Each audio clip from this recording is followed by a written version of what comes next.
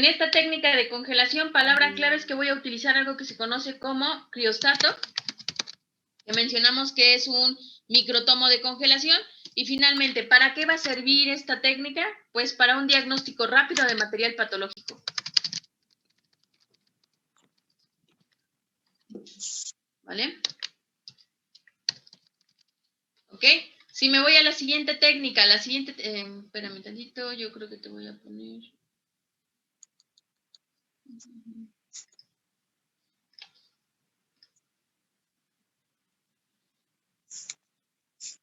Creo que sí se veía en la otra.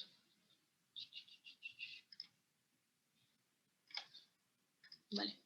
Mencionábamos, dentro de la técnica, pues ya estaba la técnica de congelación, que ya la habíamos descrito. Segunda técnica, técnica de parafina profunda.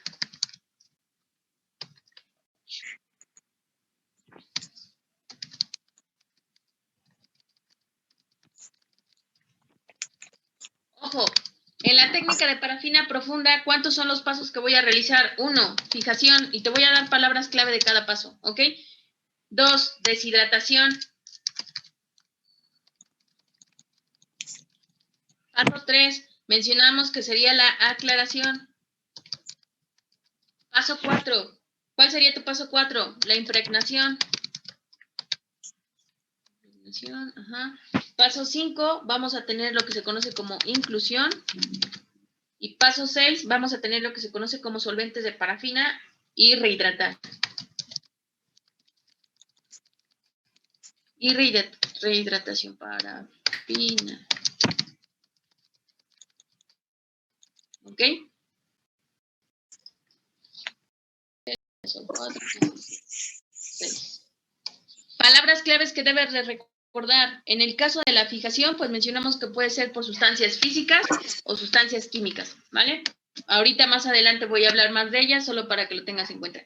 Deshidratación, palabra clave, es que la sustancia tiene que pasar por un alcohol de 70 grados hasta un alcohol absoluto. ¿Vale? Automáticamente sumerjo mi muestra en este tren de tinción de alcohol, ¿vale? Y lo que buscamos principalmente es la eliminación de líquido o de agua en el tejido. Eliminar agua en tejido y finalmente la duración, que va a ser de 6 hasta 24 horas, no hay más. ¿Hasta ahí van conmigo? ¿Todo bien? Sí. Sí. Sí, profe. En el caso de la aclaración, esto sería deshidratación. En el caso de la aclaración, datos clave que tienes que tomar en cuenta, que también es conocida como diafanización. ¿Vale? De esa diafanización, ¿qué tienes que tomar en cuenta? Que utiliza ciertas sustancias como es el benzol, el toluol, ajá, y lo que sería el xilol. Ahora, ¿estos por cuánto tiempo? Por aproximadamente de 1 a 6 horas. ¿Cuál es la finalidad? Cuando hablo de aclaración, hay ciertos tejidos que debido a la concentración de sangre y a la concentración de grasa a lo largo del tejido, como sería, por ejemplo, una capa, una capa como tal de músculo cuádriceps de rata, por ejemplo, sale muy grueso, sale muy oscuro, y entonces cuando yo quiero visualizar como tal las fibras musculares, pues es un poco incómodo y a través de microscopía pues no es tan fácil detectarlo. Y entonces, ¿yo qué puedo hacer? Lo que hago es una aclaración del tejido a partir de estas sustancias que te mencionaba. Impregnación. ¿Para qué va a servir la impregnación? La impregnación automáticamente mencionamos que es sumergir a mi tejido en un recipiente que contenga parafina líquida. Y entonces mencionamos, palabra clave, parafina líquida.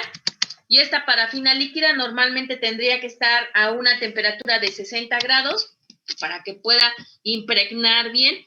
Cuando hablamos de impregnación, señores, literal, como si fuera una esponjita que te absorbe el agua, pues el tejido es la esponja y la parafina es el agua, ¿vale? Y entonces la parafina se tiene que invaginar, así se refiere, se tiene que invaginar a lo largo del tejido hasta quedar completamente en el interior de este, ¿vale? ¿Y qué es lo que busca hacer la parafina? Se menciona que muchos de los tejidos inmediatamente que se exponen al aire libre, el aire lo que hace es que comienza a generar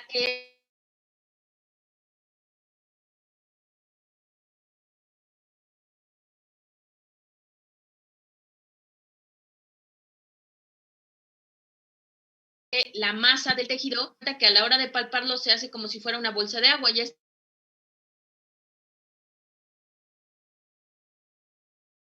está muy maleable el tejido, pues evita que el tejido se vuelva tan maleable hasta tal grado de poderse deformar, ¿vale?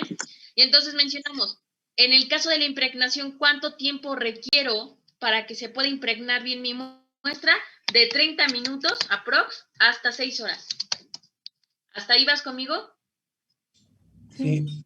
Sí. En el caso de la inclusión, si quieren acercarse ahí un bolillo o un vasito de agua, igual está bien, porque ya los digo todos, sí, ya ni me escuchan ni me hacen caso. Una manzana mínimo para que me pelen. Algo de glucosa, dice una compañera, ¿no? Hace rato. En el caso de inclusión, pues principalmente lo que vamos a mencionar es que ya tenemos como tal el cubo de parafina. Automáticamente ya está lista la muestra y lo que voy a hacer aquí es utilizar un microtomo, perdón. Ahorita te lo voy a mostrar, microtomo. El microtomo lo que va a hacer es como si fuera una máquina de jamón para cortar jamón y automáticamente meto mi cubito de parafina y me va sacando rebanadas como muy parecidas como las del jamón. Ahorita te voy a mostrar el aparato. Y finalmente solvencia de parafina. Ya que tengo esos cortes, pues ahora lo que quiero es visualizar mi tejido, pero como tiene parafina, pues no lo voy a poder ver. Entonces, ¿qué hago? Lo que hago es que esa pequeña muestra o corte lo voy a sumergir sobre sustancias solventes. Principales solventes de parafina, otra vez, son benzol, tulol y xilol. Y entonces sumerjo y automáticamente obtengo como tal el tejido mucho más delgado. Ya que obtuve ese tejido, lo voy a rehidratar. ¿Cómo rehidrato? Ahora a la inversa. Empiezo con alcohol absoluto y termino en alcohol a 70 grados.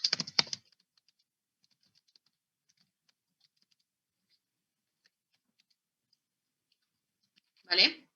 ¿Sí queda claro? Palabras claves para tu examen. ¿Cuándo es hidratación y cuándo es deshidratación? Deshidrato de 70 a alcohol absoluto. Hidrato de alcohol absoluto a 70. ¿Hasta aquí todo bien? Sí. Sí. ¿Puedes repetirme? Sí. Claro. Deshidratación de tus tejidos va a ser cuando tú sumerges a tu tejido en alcohol y comienzas con alcohol de 70 grados, te pasas a 80, 90 hasta llegar al alcohol absoluto, ¿vale? Y cuando hablamos, por ejemplo, de rehidratar a tu tejido, pues automáticamente lo que tienes que hacer es a la inversa. Comienzas introduciendo el tejido en alcohol y de ahí ya nos vamos a alcohol a 70 grados. Gracias. ¿Hasta ahí van conmigo? Sí. Sí, profe. Profe, entonces, para rehidratar, nada más sería ir bajando los grados del alcohol. Ir bajando los grados del alcohol del absoluto al 70, así es. Y si deshidrato, voy aumentando los grados de alcohol de 70 al absoluto. Ok, gracias. De nada. Profesora, ¿Hasta ahí todo bien? dijo Dígame. que en inclusión se utiliza el microtomo para cortar el tejido. Así es. Ya que tengo mi cubito de parafina, lo que hago es que utilizo el cubo hagan de cuenta que es como la palanqueta de jamón, ¿no? El cuadrote grande, y la palanqueta que hace la tienes que llevar a la máquina para que te dé rebanadas finas. Pues lo mismo hacemos con el cubo. Ya tengo el cubo de parafina, lo paso por el microtomo y me va a dar rebanaditas muy finas. Y lo que hago después es que lo meto en solventes de parafina, que otra vez son benzol, tolol y xilol, le quita toda la parafina al tejido y ya solo me quedo con el puro tejido. Y ese tejido es el que yo voy a poder observar. ¿Sí? Sí. ¿Podría solamente volver a explicar lo de la impregnación? Sí. En el caso de la impregnación, mencionamos, ya aclaraste tu tejido, ¿no? Ya se ve un poco más clarito el músculo. Y entonces, ¿qué voy a hacer? El músculo lo voy a introducir en un recipiente que contenga parafina líquida. Lo sumerges. Ya que lo sumerges, automáticamente esa parafina la vas a distribuir en pequeños baldes, ¿vale? Que van a tener formas de cubo. Lo dejas enfriar, porque recordemos que la parafina está a 60 grados, dejas enfriar de 30 minutos hasta 6 horas máximo y pasamos a la inclusión, que sería obtengas tu cubito de parafina, ¿vale? En el caso de la impregnación, impregnar quiere decir que la parafina ingresa a todo lo largo del tejido. Y entonces, al ingresar al tejido, pues automáticamente lo que hace es que se va a adherir y va a formar como tal un cubo dependiendo de la cantidad de parafina que estemos utilizando. Ok, gracias. De nada, ¿alguien más? Yo, profa. ¿Cómo Dígame. es la reducción y el aumento del alcohol? ¿Se va moviendo por decir? Ah, ok, Ahorita ok. te lo muestro. ¿Podemos borrar esto? Sí. Sí. Acuérdense, primero te doy puras palabras clave y ahorita ya te voy mostrando la presentación para que me puedan entender, ¿vale? Ahorita te voy a mostrar el tren de hidratación y deshidratación para que te puedas dar una idea. ¿Podemos dejar esto ya? ¿Ya lo anotaron? Sí. Va. Entonces, avanzamos. Te voy a mostrar ahora sí para que entremos ya en materia. Primero, ¿qué es lo que tenemos que saber? ¿Qué es una biopsia? Porque mencionábamos que siempre tienes que obtener tu muestra, ¿no? Una muestra es considerada como una biopsia y se dice que es la obtención de un fragmento de tejido a partir de un ser vivo. ¿Por qué? Bios, vida, opsis, observar. Palabra clave para tu examen. Bios, vida, opsis, observar. ¿Vale? Y entonces, ¿qué mencionamos? Que es un tejido vivo, ¿vale? Que se utiliza como tal para observación. ¿Ok? Y mencionamos, el fragmento de tejido puede estar necrosado. Cuando hablamos de necrosis, quiere decir que tú obtienes tu tejido, pero automáticamente el ser vivo del cual tú lo obtuviste, tiene 24 horas, ¿vale? De haber fallecido. Automáticamente esto sería una necropsia. Si es antes de las 24 horas, pues estamos hablando de tejidos vivos que automáticamente siguen todavía los organelos completos, ¿ok?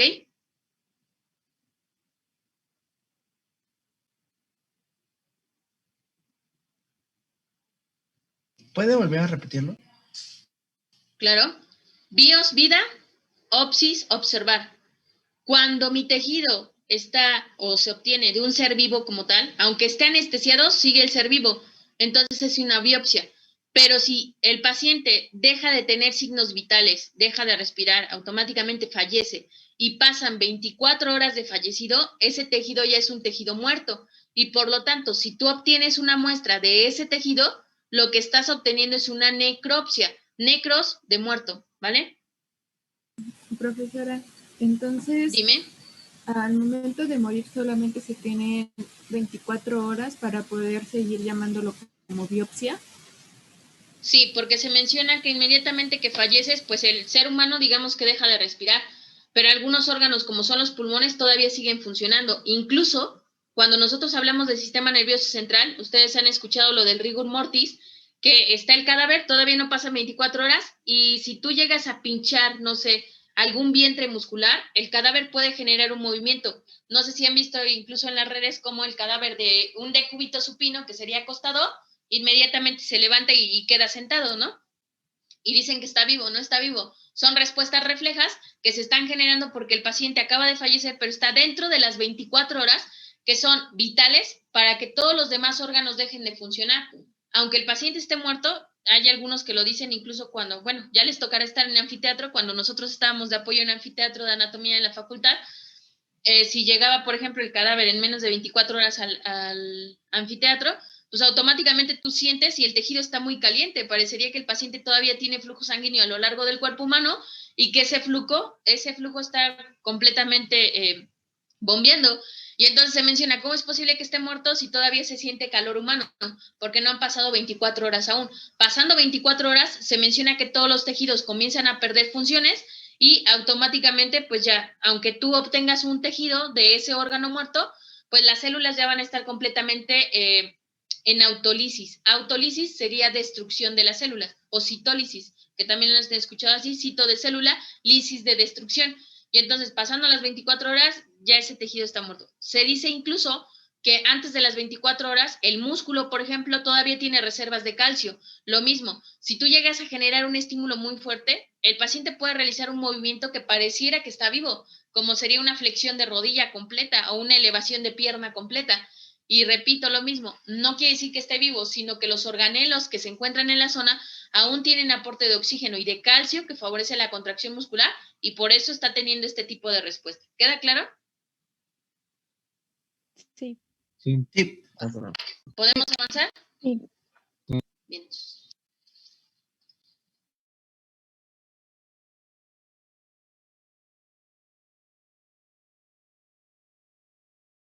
Entonces, biopsia, tipos de biopsia, incisional, excisional, sacabocado, por función. Van palabras clave y ahorita nos vamos para cada una, ¿eh?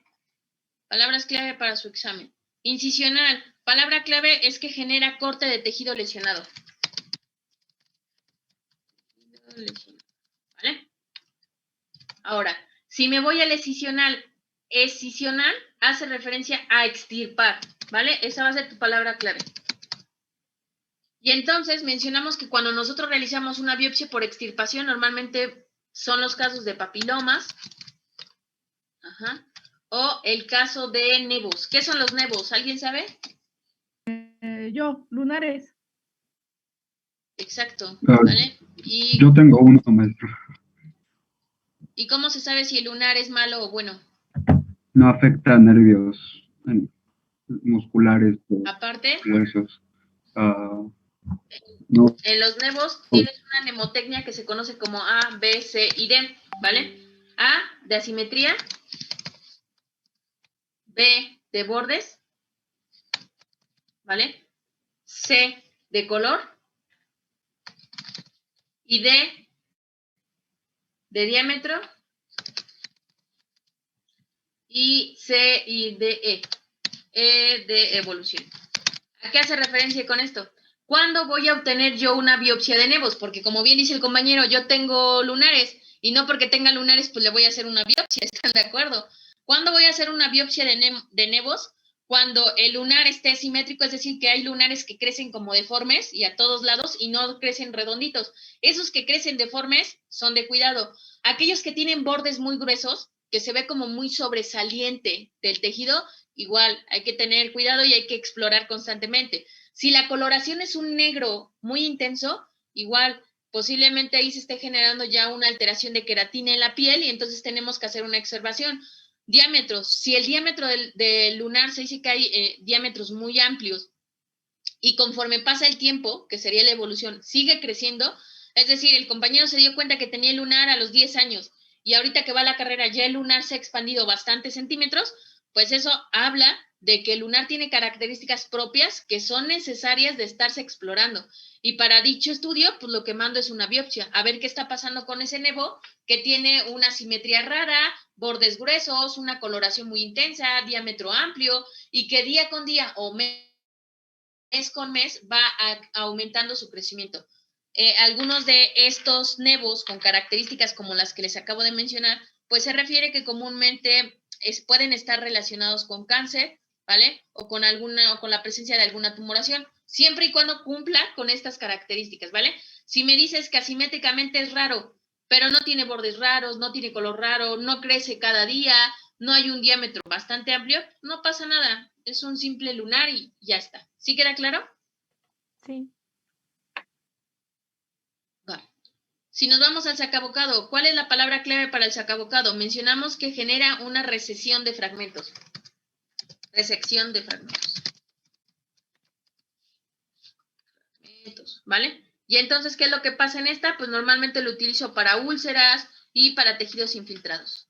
En el caso del punch, se menciona que es una biopsia por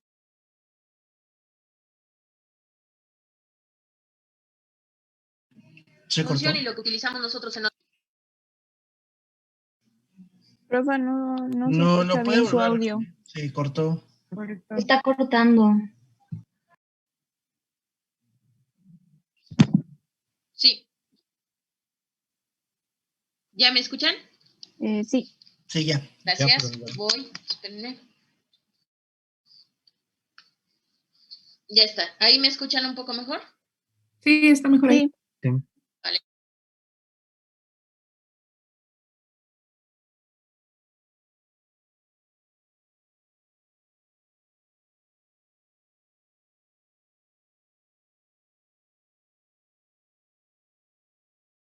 Sí. Entonces, en el punch que vamos a tener agujas de aspiración de igual manera. Aquí me equivoqué. ¿Qué hice? Vamos de nuevo. En el caso de punch, te estaba confundiendo con punción. En el caso de punch, va a ser para técnica dermatológica. Ahora sí. Y en esta, lo que vamos a hacer es obtener una muestra de 3 hasta 4 milímetros y automáticamente la voy a utilizar para enfermedades de la piel, obviamente por la derma. Entonces, enfermedades de piel y comúnmente tumores pequeños, lo que conocemos como paraneoplasias. Algunos me dicen, ¿y para mí para qué me sirve saber todo esto? Porque tú vas a tener pacientitos que llegan con secuelas de tumores. Entonces, si el paciente te refiere a una biopsia, pues posiblemente ya pasó por todo un tratamiento y tienes que verificar que esa biopsia ya ha salido ya negativa para que tú puedas aplicar algún agente físico. De lo contrario, pues puedes complicar la situación del paciente. Aguja, y ahora sí mencionamos que es por aspiración, ¿vale? Y estas son agujas pequeñas o cortas. Ahora sí. Y después me voy a aspiración. En el caso de aspiración, lo mismo. ¿Cuál va a ser la diferencia? Esta de aspiración también es conocida como BAF, por sus siglas en inglés, y se menciona que en esta vamos a utilizar una aguja, pero una aguja específica. Esta aguja aproximadamente tendría una medida de 22 hasta 25 milímetros, ¿vale? Y se menciona que al ser más gruesa, pues esta va a permitir una aspiración mayor. ¿Dónde podría utilizar esta? Por ejemplo, en órganos más internos o más sensibles. ¿Vale? Profesora, ¿Cuáles serían estos órganos? Dime. perdón, tengo una pregunta. ¿Cuál sería la que se usa, por ejemplo, para una punción lumbar? Por punción. Ok. ¿Por qué? En la de por punción son agujas cortas. Normalmente la raquia, así se llama, o la aspiración de líquido cefalorraquídeo a nivel lumbar, pues se dice que como la haces justo por debajo de L2, se dice que por debajo de L2 nosotros ya no tenemos vértebra, como ya no tenemos médula espinal, entonces el recorrido es mucho más corto y por eso las agujas que podemos utilizar son un poco más cortas, sin embargo lo que haces es una técnica de aspiración, ¿vale? En el caso de trepanación, lo utilizamos principalmente para estructuras de grandes...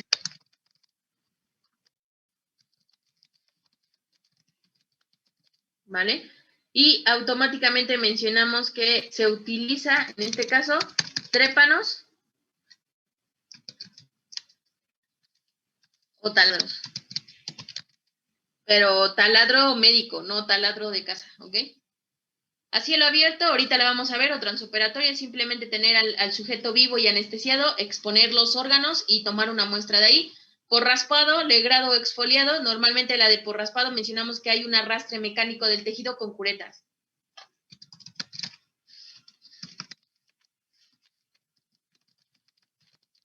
Las curetas ahorita se las muestro, son como si fuera una pequeña cuchara con navajas que automáticamente al pasarlo pues hace un arrastre del tejido y eso permite la obtención de la muestra, ¿vale?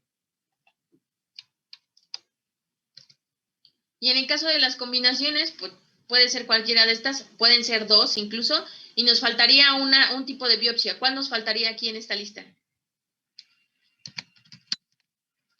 Colposcópica, no se amontonen. En el caso de la colposcópica, ¿qué mencionamos? Esta normalmente es para procedimientos ginecológicos, en ginecología. Específicamente para el análisis de fluidos vaginales, ¿vale? Y lo que utilizamos, pues, es un colposcopio.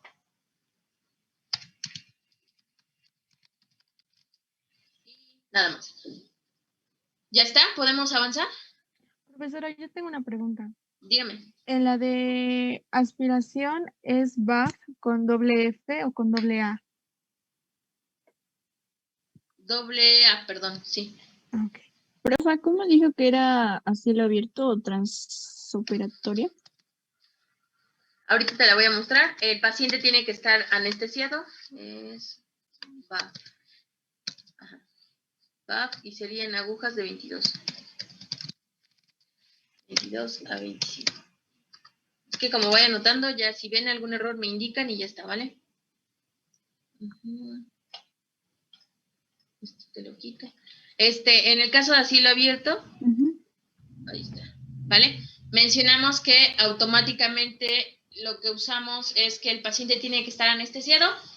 Generamos una abertura a nivel de abdomen, si fuera el caso, exponemos tejidos y de ese tejido expuesto pues obtengo mi muestra. Ahorita te voy a mostrar imágenes, ¿vale? Okay. ¿Hasta aquí ya tienen palabras clave? Porque ya nada más me voy mostrando imágenes. Sí, profe. ¿Sí? Sí. Va, ¿podemos pasar? Sí. ¿Ya quedó? ¿Ya todos copiaron? Sí. Conste.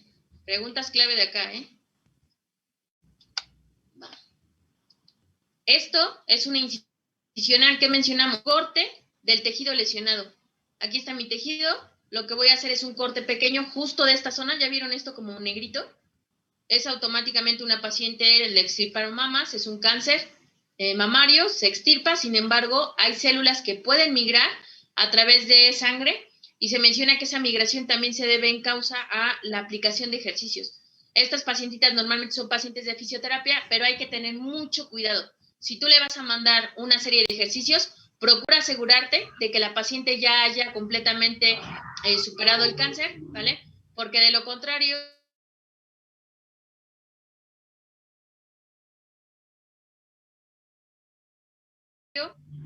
Stephanie cáncer, pues automáticamente la lesión se puede migrar a brazo y bueno, la metástasis está abarcando todo el brazo y lo que yo tengo que hacer es tomar una biopsia para verificar qué tan grave es la metástasis, si apenas se está generando o qué es lo que está pasando en la zona. Biopsia excisional. ¿Qué mencionábamos de la excisional? Palabra clave, vas a extirpar. Extirpamos un neurofibroma paciniano. Paciniano quiere decir que son células profundas que perciben frecuencias a altas frecuencias y bueno, este sería el aspecto. ¿Qué es lo que pasa en un neurofibroma? Normalmente tengo un crecimiento anormal de células, ¿vale? Se menciona que lo ideal es que sean poco a poco, pues aquí tengo un crecimiento anormal, como pueden observar, en el aspecto histológico, y pues eso está diciendo que a nivel físico, pues ustedes pueden ver cómo está aumentado el grosor como tal de los fibromas a nivel de zona bucal. ¿Todo bien hasta aquí? ¿Podemos avanzar? Sí. Va. ¿Aquí qué sería? ¿Esto qué sería? Es la de los... Nevo. ¿Es un nevo? un nevo? No, es la de los lunares. Lunar, ¿vale? ¿Y qué mencionábamos de los nevos? Déjenme bajarle el audio que los escucho hasta el cerebro. Ya. En el caso de los nevos, ¿qué mencionamos? Tus abreviaturas, que van a ser A, B, C y D. ¿Qué es lo que tiene este nevo? ¿Qué características tiene este nevo? Asimetría, bordes. La simetría, los bordes, la coloración, ¿no? Sin embargo, Sí. tiene un crecimiento lento, pero bueno, se ve un crecimiento lento, pero si vemos la historia clínica de la paciente ya tuvo este crecimiento en menos de una semana. Eso no es normal. Entonces hago la biopsia y mencionamos que una biopsia excisional, que es extirpar completamente la zona. Bueno, aquí lo están observando más en vivo. Y pues a verificar, hacer un estudio de campo, un cultivo, perdón, y automáticamente en el cultivo pues yo puedo ver qué está pasando en esa zona. Biopsia por sacabocado. ¿Qué te mencionaba de la sacabocado? ¿Qué hace la sacabocado? Utiliza la recesión de un fragmento, ¿no? Y al utilizar o al hacer la recesión quiere decir que absorbe una pequeña porción de ese tejido. Si te das cuenta, en la parte inferior de la pinza tiene como un tubito, lo que hace que entre y literal, como si mordiera, y al morder se lleva eso que mordió. En estas serían pinzas más pequeñas, se dice que tienen dientes de ratón pero perforados, como lo puedes ver aquí. Es como si fuera un canalito y ahí es donde resguarda como tal al tejido. ¿En qué parte ¿Okay? se podría usar? Lo puedes utilizar por ejemplo, en músculo, ¿vale? Si se hace como tal una cirugía, si tienes músculo expuesto lo puedes obtener, lo puedes hacer con hígado, lo puedes hacer con páncreas. Normalmente las de sacabucado se utilizan en muestras animales, ¿vale? No es que llegues con el paciente, le colocas la pinza de sacabucado en el estómago y le absorbes, no. O sea, sería normalmente para muestras de laboratorio, de estudio, y se hace con los diferentes órganos de los animales. Normalmente en el Instituto de Fisiología yo trabajaba con médula espinal. Entonces la sacabocado normalmente la utilizábamos para médula en la zona proximal a nivel cervical o incluso en mesencéfalo de gato, dependiendo qué es lo que quieres analizar. ¿Queda claro? Sí. Pinzas de sacabocado, pues aquí te muestro una más grande. Estas pequeñas zonas son las que van a resguardar el tejido que muerde, y digamos que lo sacas de la zona y automáticamente ya obtienes como tal la muestra, ¿vale? Si fuera, por ejemplo, en pacientes humanos, pues posiblemente, te repito, podría ingresar por zona anal y podrías obtener una muestra, si fuera el caso de que estás estudiando algún tipo de cáncer de colon o así. Ok, aquí, ¿qué tenemos? Biopsia por aspiración, es lo que mencionaba la compañera. Hay algo que se conoce como aspiración lumbar o prueba de líquido cefalorraquídeo, ¿vale? La prueba de líquido cefalorraquídeo se utiliza cuando tú quieres diagnosticar una meningitis, una encefalitis, causadas por virus o bacterias. Meningitis y encefalitis, el término itis significa inflamación. Inflamación de meninges y de cerebro quiere decir que es causado por un virus o una bacteria. ¿Qué hago?